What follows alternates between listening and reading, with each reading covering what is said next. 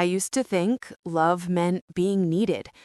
Turns out, it just meant being used. My name's Claire, and for 32 years, I was my family's emergency contact, emotional dump truck, and personal accountant. But when they tried to rope me into a $150,000 business loan for my spoiled sister, I didn't just say no. I walked away and took every ounce of their control with me. If you've ever been the responsible one in your family, the one who keeps everything running while everyone else makes the mess, hit that like button, because today you're about to hear how one woman finally broke free from emotional blackmail, financial manipulation, and guilt that ran deeper than blood. And trust me, the way she gets her quiet revenge, it's not loud, it's not flashy, it's surgical. For as long as I can remember, my family has had one rule. When something breaks, call Claire. If the Wi-Fi crashed, Claire. If mom's card declined, Claire. If Jenna, my younger sister, needed just a little help covering rent after quitting yet another job, you guessed it, Claire. It became a running joke in my family. Mom would laugh and say, "If we ever go bankrupt, at least we've got our little accountant." Dad would grin from behind his beer, "You're the glue of this family." And Jenna, she'd toss her hair and say, "Not everyone's built for stability. Some of us are meant to create." But glue doesn't get thanked. It just gets used.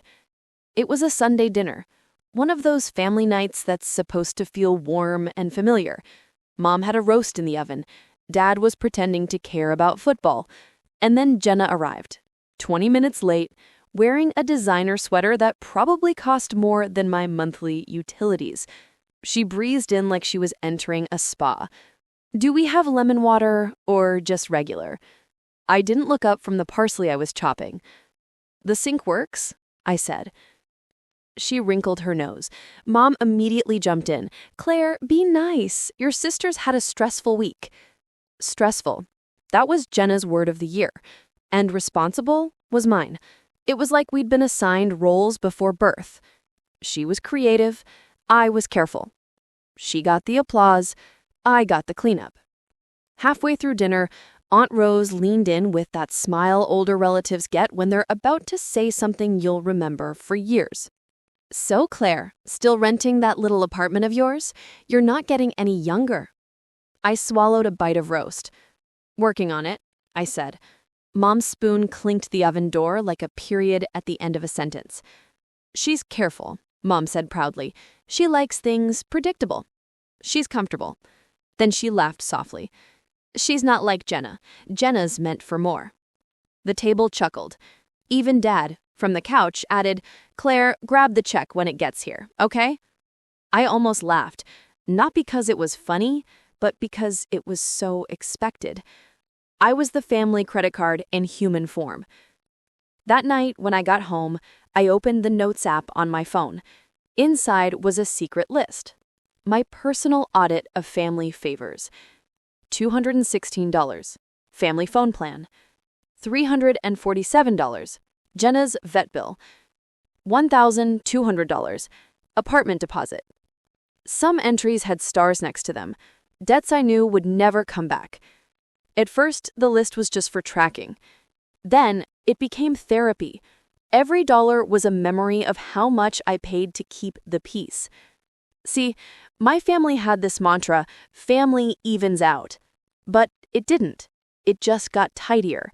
Their asks became prettier, wrapped in guilt, tied with ribbons of, "You're so good with money." When I turned 25, my parents knew my credit card number better than my birthday.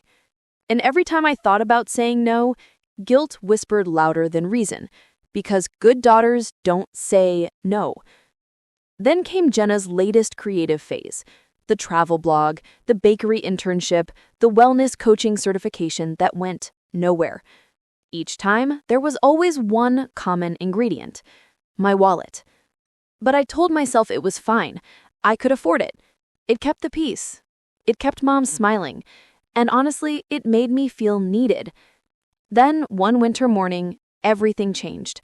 My company, an international logistics firm, offered me something I'd quietly dreamed of: a promotion and relocation to Dublin, paid housing, higher salary, travel, a life that was entirely mine. When I told my boyfriend Mike over video call, his grin so wide it almost hurt to look at. "Claire, that's huge. You've wanted this forever." "Yeah," I said. "It feels like a door opening." "Then why do you look like someone just died?" Because I knew exactly what my mother would say. "You're abandoning your family. You think you're better than us." Mike looked at me seriously. "You're not abandoning anyone. You're just stopping the bleeding." But guilt has a long memory. 2 weeks later, I drove to my parents' house for dinner. The air smelled like rosemary and tension. Jenna was already there, sitting barefoot on the couch, scrolling through her phone while her new boyfriend, Caleb, sipped beer beside her. Mom practically glowed. "Isn't he handsome?" she whispered to me. "He calls me ma'am. Such a gentleman." At dinner, Jenna made her announcement like it was an Oscar speech. "I quit my job today." I looked up from my plate. "You what?" She smiled, serene. "It was toxic. I'm prioritizing my mental health." Dad nodded approvingly. "Proud of you for knowing your limits." I nearly choked. When I took one day off for exhaustion, Mom called me dramatic. Jenna continued, "I'm going to take a few months to figure things out." Caleb's super supportive. He raised his glass. "She's meant for big things. The universe has a plan." Mom clapped her hands like she'd just heard gospel. "See, Claire, that's called faith." I wanted to scream, "Faith doesn't pay rent." After dinner, Mom cornered me in the kitchen. "Sweetheart," she said, lowering her voice, "you know how hard this is for Jenna. Caleb's helping her start something new, maybe a studio, a brand." "What kind of brand?" She smiled vaguely. "You know how these things are, creative." "Mom," I said carefully, "I already cover half this family's bills." She waved her hand. "Oh, those are small things." Small things. That added up to 5 figures of my money. She looked at me then, really looked. She said, "You've changed lately." "No," I said softly. "I'm just finally noticing." The next morning, my phone rang. Jenna. "Hey, sis," she said in that sing-song tone she used when she wanted something. "So, Caleb and I found this really cute place for our new business idea." I already knew where this was going. The landlord just needs a cosigner. I rubbed my temples. "Jenna, no." "Oh, come on. It's not like we're asking for money. It's just your name." I took a breath. "That's exactly what you're asking for. My name is my credit." She went silent, then sighed dramatically. "You don't believe in me. You never have." There it was, the guilt grenade. Perfectly timed. "Jenna, I believed in you more times than you believed in yourself." "Wow," she said coldly. "You sound just like Mom when she's disappointed in me." The line went dead. That night, I told Mike everything. Every debt, every manipulation disguised as love. He listened quietly, then said the words that changed everything. "Claire, they're not asking for help. They're asking for control." And he was right, because love doesn't come with a receipt, but theirs always did. The text came at 8:12 a.m. sharp, like it had an alarm set to my nerves. "Jenna, I'm quitting my job today. You'll support us while I figure things out." Not a question, not a request, a declaration, like my paycheck had a leash and she held the handle. I stared at the words, toothbrush still in my mouth, mint burning the corners of my tongue. I typed 4 words with steady fingers. "Me? That's not on me." I rinsed, watched foam swirl down the drain, and looked at my reflection. No trembling, No automatic apology building in my throat. Just me, as calm as a locked door. 10 minutes later, another buzz. Mom, banned from Thanksgiving until you sign your sister's $150,000 loan. I laughed, a real, startled laugh that echoed off tile and made the moment suddenly absurdly clear. Their punishment was to remove the obligation I dreaded. That wasn't a threat. That was a favor in a cheap coat. Dad's FaceTime came next. When I picked up, his face filled the screen, red at the edges, jaw set like a clamp. Mom hovered over his shoulder. Jenna was a half shadow in the background, mascara ready like war paint. You will apologize, Mom snapped, and you will fix this. No, I said softly. The quiet in my voice surprised even me. I'm not co-signing. I'm not paying your bills. I'm not funding her next phase. Selfish, she hissed. You're punishing me for being different. I'm not punishing you. I'm setting a boundary. Her eyes flashed. You've never believed in me. I believed in you when I paid for your books, when I added you to my phone plan, when I covered your car insurance, when I paid Daisy's vet bill, when I loaned your apartment deposit. I believed in you every time you asked. Dad's voice boomed. Watch your tone. I am, and my decision stands. I'm done being the guarantor, the salary, the emergency fund. Mom's voice fractured around the word abandon. If you walk away now, you abandon this family. I'm leaving for work, not war. You think you're better than us, Jenna shouted. I tapped into the voice I use in crisis calls at work. Cool, precise, unshakable. This isn't revenge. It's closure. The screen went quiet. No one had a line for that. After a long, hot beat, Dad snorted, a laugh like a slammed door. Closure from what? From being your plan, from being the quiet solution. And then the sentence I never thought I'd let out of my mouth. I regret not doing this sooner. I hung up before the old reflex could drag me back. I set my phone face down, poured coffee, and opened a new spreadsheet on my laptop. Not for shipments or deadlines, for freedom. Title, exit plan. Rows, remove Mom and Jenna from phone plan. Unlink Jenna from car insurance. Cancel utilities at parents' house that still hit my card. Freeze credit line. Move savings to a new bank. Cancel shared Netflix. Audit every invisible string. I scheduled each task with dates and confirmation steps, then added grace notes only I would notice. Tiny lines of kindness I wouldn't boast about, but would feel in my chest later. 2-week notice on utilities. 30-day phone plan transition. Email with resource links for low-cost providers. Revenge didn't have to be cruel to be complete. It just had to be clean. By evening, my phone looked like a battlefield. 43 missed calls. Over 100 messages. Aunt Rose chimed in with prayer hands and syrup. Family is about giving and receiving, sweetheart. Mom wrote paragraphs made of gilt wire.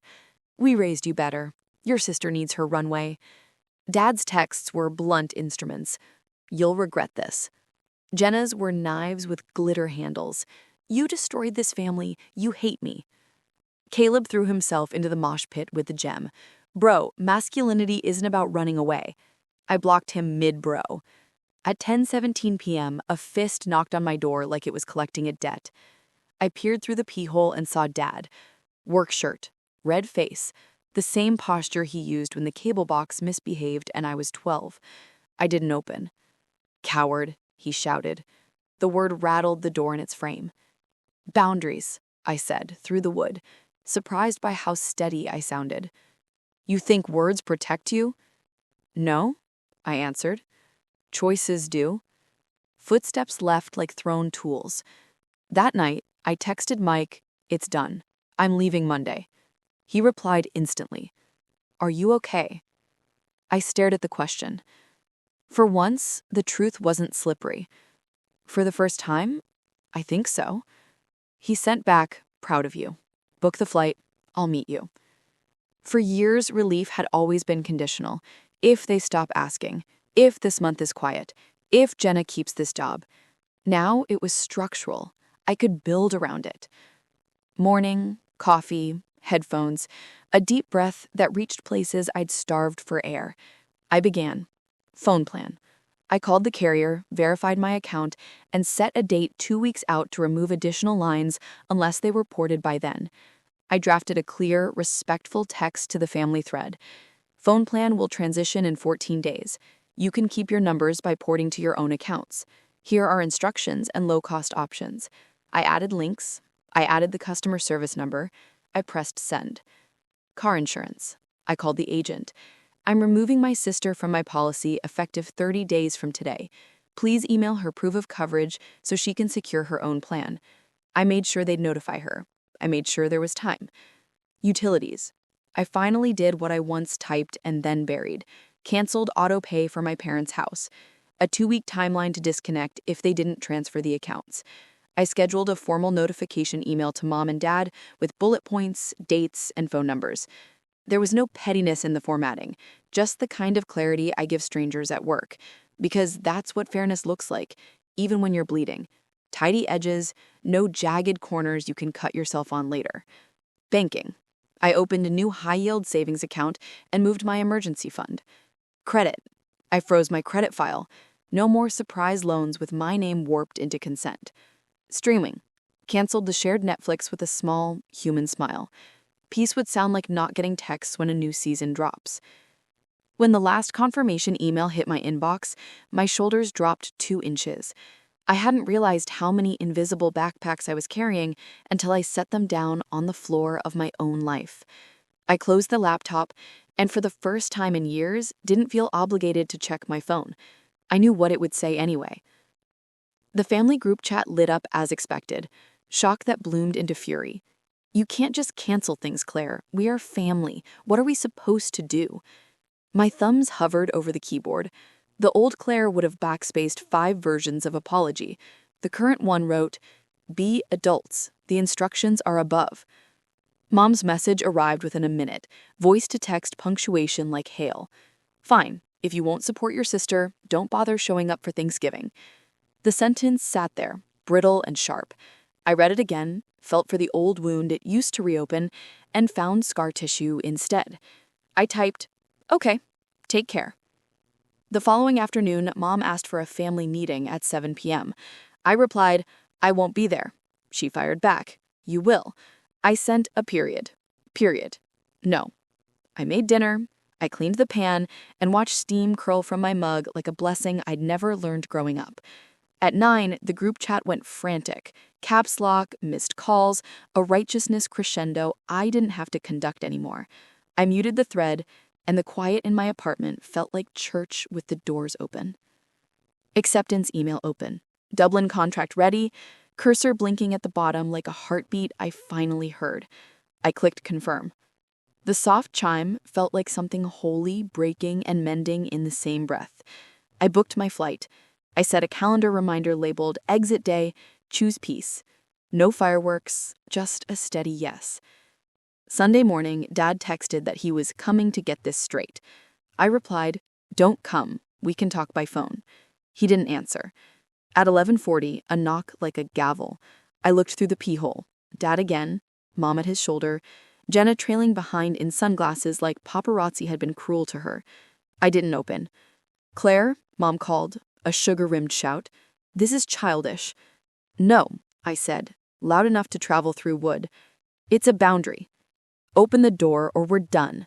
There it was, their favorite card. I set my hand on the cool metal of the doorknob and thought of all the ways I'd been told the same thing without words. Do this or we don't love you in the way you're used to. I took my hand away. If done means I'm not your bank, then I accept the terms. Silence. Then Mom's voice, thin with shock. "You would choose money over family?" I swallowed. Let the truth step forward. "No, I'm choosing respect. You had the chance to choose both." The hallway swallowed their silence. After a long beat, footsteps retreated like a tide that had finally read the moon. That afternoon, I did one last thing. I wrote an email titled Family Financial Summary. It wasn't a bill, not a demand, just a record. The history my mother liked to edit with sentiment. I itemized 5 years of small things: phone plans, insurances, deposits, vet bills, emergency transfers. I put dates, amounts, succinct notes. I didn't add interest. I didn't attach deadlines. I closed with a single line. There is no balance due. This is not a collection. This is clarity, so that when you say, "I never believed in you," we both know what I did believe in, keeping us solvent while you called it love. I CC'd Mom and Dad. I BCC'd myself. I did not send it to Jenna. She didn't need a ledger to weaponize. She needed a mirror. The email went out with a quiet whoosh. I closed my laptop and stared at my hands. They didn't shake. The airport on Monday smelled like coffee and sky. I hugged Mike at the date, his coat cold and reassuring against my cheek. He murmured into my hair, "You did it." "Not yet," I said, smiling small. "But I'm on my way." The plane's engines hummed like a lullaby for adults with complicated families. As we lifted, the city frayed into grids, then fog, then nothing but light smearing the window. Somewhere over the ocean, I thought, peace doesn't make noise. It just shows up and sits down. Dublin greeted me with a wet gray sky and a wind that knew all the shortcuts. My company apartment was small, clean, white. The kettle clicked on the stove like it approved of me. A single plant guarded the window, glossy and stubborn. I placed my suitcase against the wall and stood in the doorway as if the room might run away. It didn't. That first week, I walked the canals with my hands in my coat and my shoulders free. I bought fresh bread from the corner bakery and tore it apart over soup like a small, edible ceremony. I cooked for one and didn't feel the ache of lack, only the relief of portion. On Wednesday, Mike came by with takeout and a bottle of wine. "You look lighter," he said, studying me like the answer was somewhere behind my eyes. Tired, but lighter. We ate on the couch.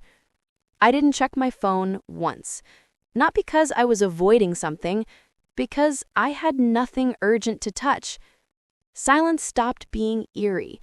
It started being kind. Back home, the ripples reached me in small, muffled waves. Mom left a voicemail that wasn't a performance. "We're doing fine, sweetie.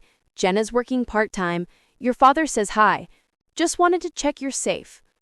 I didn't call back, but I listened twice and smiled, quietly, like I didn't want to scare it off.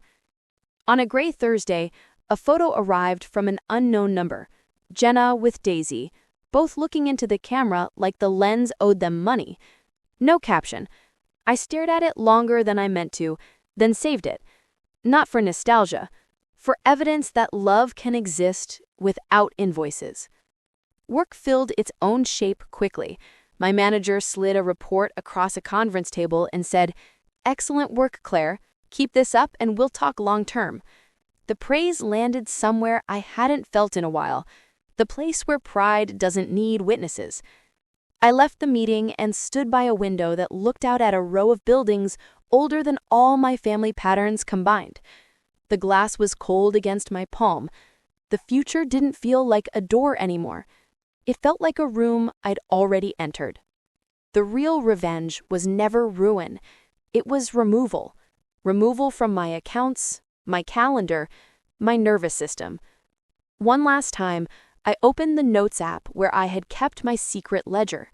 The list read like archaeology: $216 phone plan, $96 car insurance, $347 vet bill, $1,200 deposit. Tiny fossils of the person I used to be pressed into digital stone. At the bottom, I typed a final entry: "I will not co-sign chaos." I closed the note. I didn't delete history to be free of it. A week before American Thanksgiving, Mom tried the old magic one more time. "Sign the loan. Keep your number. Thanksgiving at Aunt Rose's. Final chance. It read like a flyer for a holiday sale. I'd never shop again. I replied, no. The only way to stop being the plan is to stop being the plan. Her answer was quick, brittle. We won't forget this. I wrote back, me either. And then I set my phone down like a solved puzzle. My apartment learned me. The kettle screamed and I arrived. The window fogged and I drew a small circle with my thumb to watch rain track down the pane. I kept a notepad by my bed and wrote a promise instead of a plan. I won't call neglect help. I won't trade peace for access. I won't apologize for keeping what I earn. I won't be the plan. I'll love without paying for it. I folded the page, slid it into the drawer, and slept without bargaining. On a Sunday morning, quiet enough to hear water lick the canal, Jenna texted, "Are you happy?" The old ache turned in my chest, but didn't find purchase. I typed, "I hope you find what you're looking for. I just can't fund the search." Blue bubble, delivered. No reply.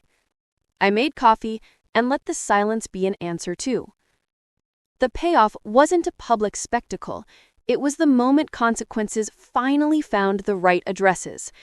In the space of a month, my family discovered what my absence actually meant. Utilities? Transferred. Or the lights flickered. Phone? Ported. Or they lost numbers that had me buried in every emergency contact field. Insurance? Secured. Or the car sat quiet in the driveway. There were no lawsuits, no screaming matches at 2 a.m., just a new equation where I wasn't the constant. Mom learned to set reminders. Dad learned to sit on hold with customer service. Jenna learned that the universe doesn't co-sign. And me? I learned that revenge can look like a life that doesn't involve them. One evening, Mike found me by the window with my knees drawn up, watching the city light itself like it was proud. "You're quiet," he said, pressing a kiss to my temple. I let out a breath I must have been holding for 10 years. "I'm just thinking about them. About me, for once." He squeezed my hand. "That's new." I smiled. "It is." We ate leftovers, and the only bill on the table was the one we split because we both wanted to. Here's what I learned. Closure isn't slamming a door. It's finally letting go of the handle. Love without respect is a debt with no payoff date. And when someone insists that family evens out, check the math. If it only balances when you carry the one every time, that's not family. That's accounting fraud. If this story hit a nerve or gave you the courage to set one, tap that like button. Tell me in the comments what's the most satisfying, quiet revenge you've ever seen. And if you want more stories where justice doesn't shout, it just arrives, subscribe. We've got a lot more to unpack together. The next morning, sunlight found my kitchen like it remembered my name. The kettle sang. I poured 1 cup. No buzzing, no bands, no bills that weren't mine. I caught my reflection in the window. Same face, new piece. I used to confuse being needed with being loved. Now I know, love doesn't keep score. It keeps you safe. I put on my coat, opened the door to a Dublin morning sharp as a promise, and stepped into a day that didn't require an apology to begin. I wasn't running. I was just free.